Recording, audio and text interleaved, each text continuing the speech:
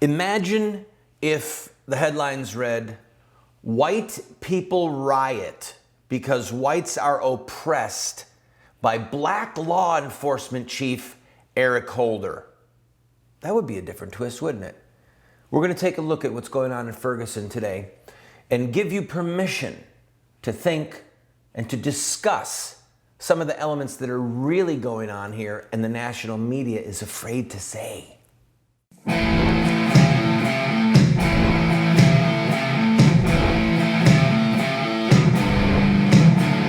Those who forsake the law praise the wicked.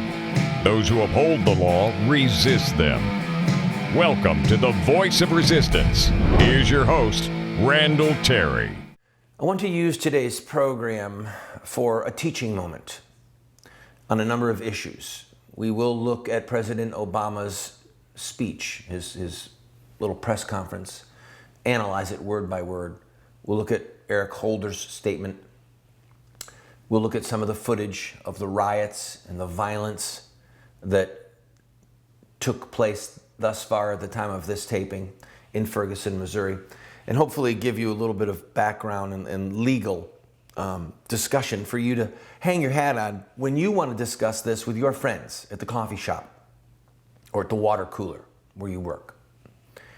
First of all, the grand jury did not indict Darren Wilson. They had 5 options. They could have indicted him anywhere from the worst charge would have been first-degree murder to the least charge, which would have been involuntary manslaughter. They heard reams and reams of testimony. They saw reams of evidence. What the grand jury heard has now been made public, and various analysts are poring over what the grand jury heard, what the grand jury saw. There's an old expression in law that you can get a grand jury to indict a ham sandwich. Now, what that means is this. When a jury hears a case and then goes into the deliberation room to decide the guilt or innocence of a defendant, that jury is charged by the judge that they have to be beyond a reasonable doubt that the defendant is guilty. And a reasonable doubt means that any reasonable person goes, look, there's just no doubt. He did it, all right? There's footage of him pointing the gun and shooting the person in cold blood, and there's no reasonable doubt that would make me think he didn't really do it. You can come up with 1,000 scenarios in your mind what reasonable doubt means. But with a grand jury, they don't need to be beyond a reasonable doubt. They only need to have probable cause that he should be tried. Not that he's guilty, just that there should be a trial. And you only need 9 of the 12 jurors to vote for an indictment. Now think about that. With a jury, you have to have, whether it's a 6 or a 12-person jury, you need to have a unanimous decision that this person is guilty beyond a reasonable doubt. If even one juror says, no, I have this haunting doubt, he's not convicted. It's what's called a hung jury. But with this jury, this grand jury, which was comprised of 12 Americans, 3 of whom were African American, 2 African American women, 1 African American man, they never came to the place where there was 9 of them that said, yes, there's probable cause that he committed a crime that at least should be looked at by a jury of his peers. We don't even think that he should be tried. In other words, based upon the evidence, they exonerated him. Again, I want to say this. Based upon the evidence that they heard and that they saw, expert testimony, the pictures of the bruises on Darren Wilson. Take a look at this one. Based upon the fact that there was an altercation at the car,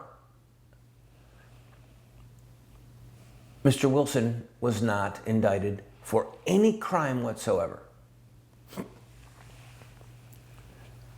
Let the full weight of that sink in, all right?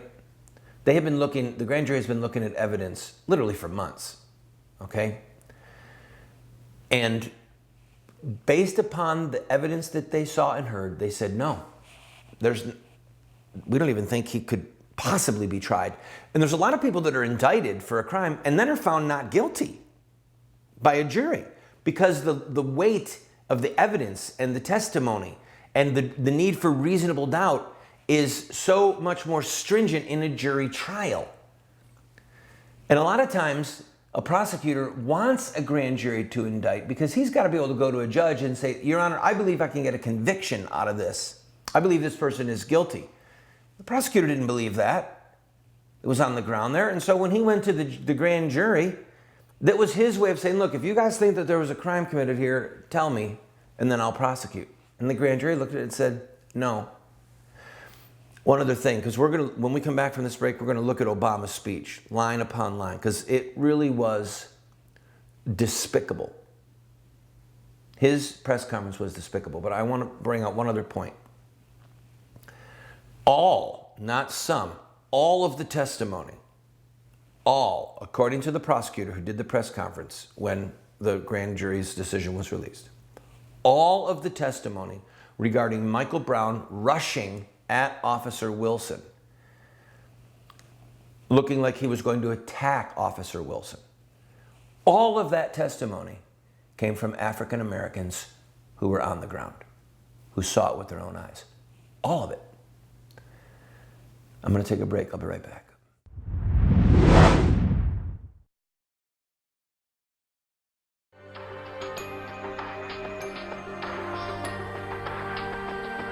You have two choices. I mean, you can try to raise your children by design, or you will raise them by default. There are no perfect parents. We're going to get it wrong sometimes. If we have a plan, we've got a better chance of getting it right in the long run. There is something deep within the heart of every human being that longs for parental acceptance and approval. When does a boy become a man? Get a group of guys around and ask them that question. I don't think there's a certain age. Some men stay boys their whole life. I would say, 16, 18 years old. Wow, that's a good question. When they get bar mitzvah. Well, I think when he has a child. So I just became at 56, 56 years old. Without the power of the Holy Spirit changing us and giving us power over our sin, we can't hope to be the dads that our kids need us to be.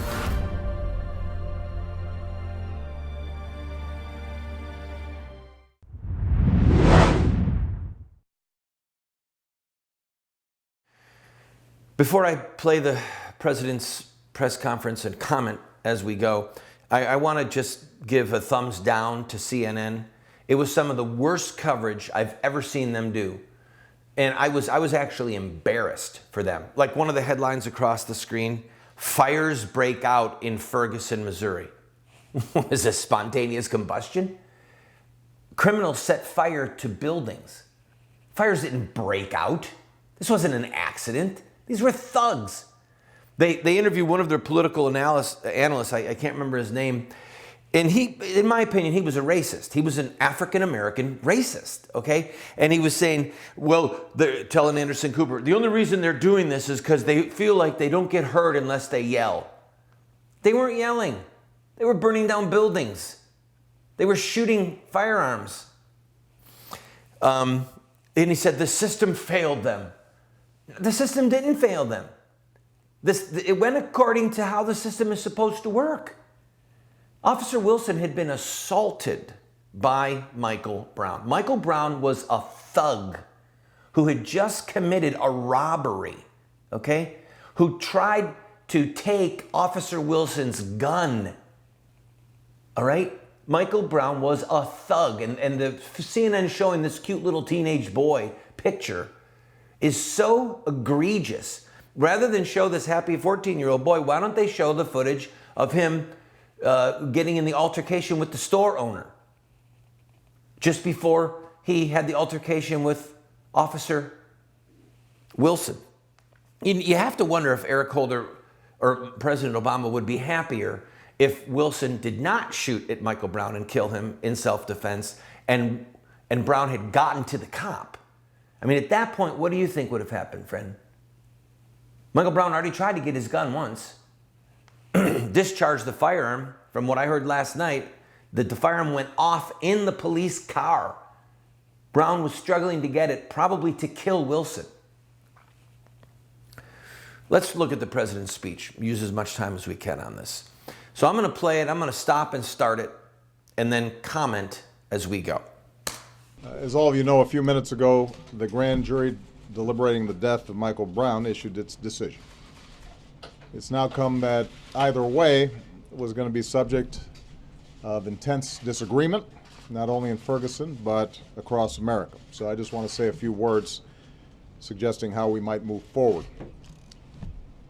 First and foremost, we are a nation built on the rule of law. I think that this was the president trying to interject comic relief right off the bat.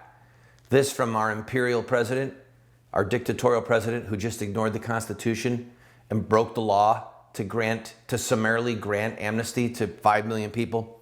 But I digress. And so we need to accept that this decision was the grand jury's to make. There are Americans who agree with it, and there are Americans who are deeply disappointed, even angry. Not that it was theirs to make only, obviously it was theirs to make, but that he could have said, and I'm going to focus on the things that he could have said, because I believe his words actually are stoking racial tension and are stoking the African American community. He could have said it was the grand jury made their decision based upon the evidence that they had. That's all he had to say. As a lawyer, President Obama is a lawyer, all right? As a lawyer, all he had to say was, I know that there are a lot of Americans who disagree with this decision, but the grand jury made their decision to not indict based upon the evidence that they saw. Instead, he just stokes the fire. It's an understandable reaction. But I join Michael's parents in asking anyone who protests this decision to do so peacefully. Let me repeat Michael's father's words. Now, he's going to give a platform to the dad, all right? He's going to stoke the fires of racism by quoting the dad. There's any number of jurists he could quote. There's any number of situations in history that he could quote. He could look back to the Boston Massacre. Instead, he's going to quote the dad, the President of the United States. Let's go on, and then I'll take a break. Hurting others or destroying property is not the answer. No matter what the grand jury decides, I do not want my son's death to be in vain. I want it to lead to incredible change, positive change, change that makes the St. Louis region better for everyone. Now, Michael Brown's parents have lost more than anyone. Hope and change. Remember the president back in 2008? Hope and change. That was his theme. So here he gets to talk about change once again as if what happened with Officer Wilson and Michael Brown is still somehow emblematic of lynchings of African American men by the Ku Klux Klan or by law enforcement agents in the deep antebellum South or after the war or law enforcement during the Jim Crow era. He's a black president, for goodness sake, okay? There were 3 African Americans that heard the evidence on the grand jury. And this is his moment to insinuate through the parents' words, through the dad's word, that their son doesn't have to die in vain, that we really need change in America.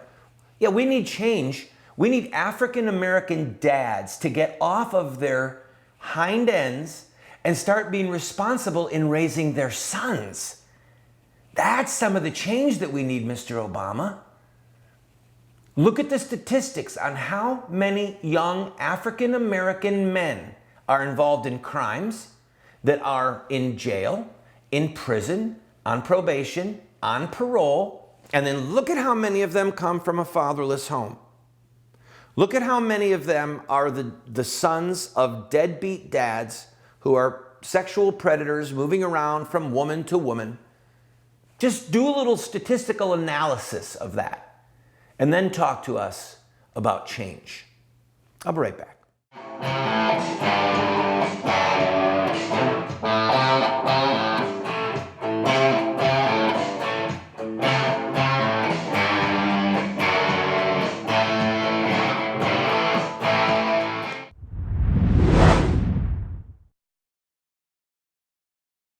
Do you want to get America out of the hands of wicked and unjust men and women who are destroying the republic before our eyes, and put leadership back into the hands of righteous men and women so that we don't die as a nation? Well, you're talking about social revolution, and there are rules in social revolution. We can look at the victorious social revolutions of the past, such as the end of slavery, the end of child labor, women's voting rights, the end of segregation, and so much more, and learn from their victories. Look at their actions, their images, their rhetoric, their sacrifices, and their final fruit. We will send you this series that originally cost $129, 7 books for students, 1 teacher's guide, if you'll give a gift of any size and just pay for shipping and handling. Take advantage of it today.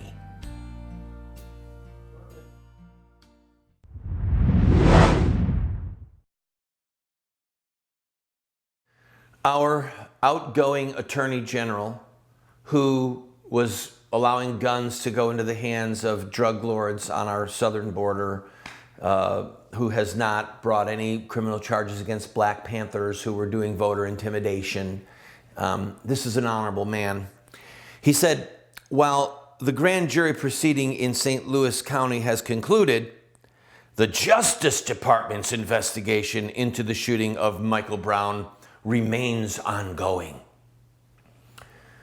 Right. In other words, this is going to be double jeopardy. Eric Holder is at least insinuating, look, maybe the grand jury there failed to indict, but I'm going to instruct my federal prosecutor there to bring civil rights violation charges against Officer Wilson, perhaps. I have said before, and I'm sorry that my emotions are getting away with me a little bit, but I really believe that Eric Holder is a despicable human being. He is a despicable, arrogant, unjust, racist. He is a despicable human being.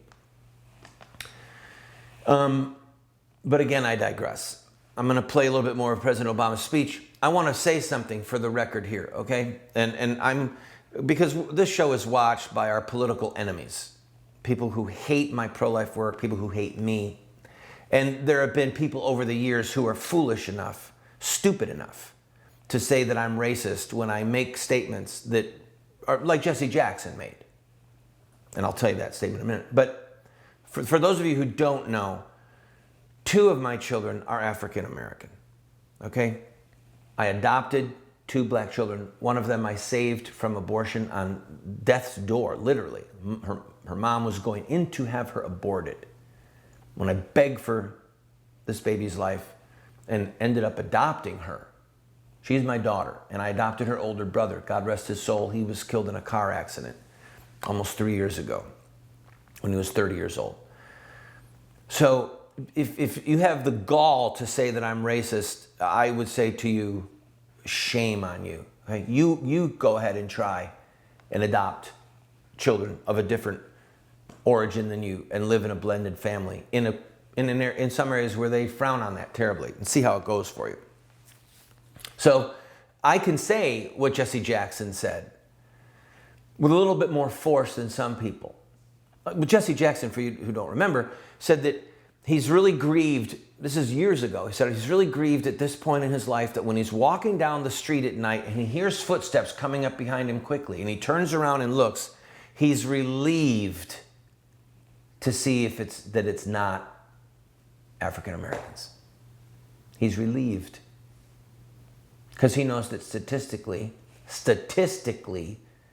in Washington, D.C., if he was walking down the street at night and he heard steps coming up from behind him quickly, statistically, okay, that he would stand a greater chance of being robbed or assaulted if those footsteps were being made by young African American men.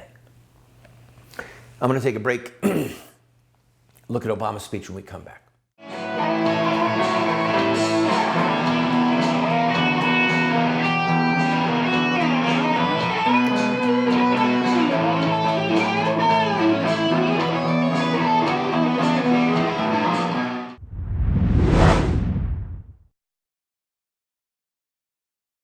I have been a leader in the pro-life movement for 30 years, and sadly we have not prevailed in our goal to make it a criminal act to kill an unborn baby.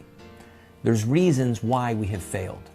I wrote this book, A Humble Plea, to Catholic bishops, to evangelical clergy, and to lay people, explaining where we went wrong and what we have to do to prevail. We've made this available as a PDF online for free. I encourage you to go and download your own copy. We have put together what we call an online university for you. Now that's a highfalutin way of saying that we have a pretty significant library of material, books, tapes, videos that are there for you for free. Why are we doing this? Because America is desperate for new leaders, and because this material could help you to become the leader that you and God want you to be. Check it out and enjoy it.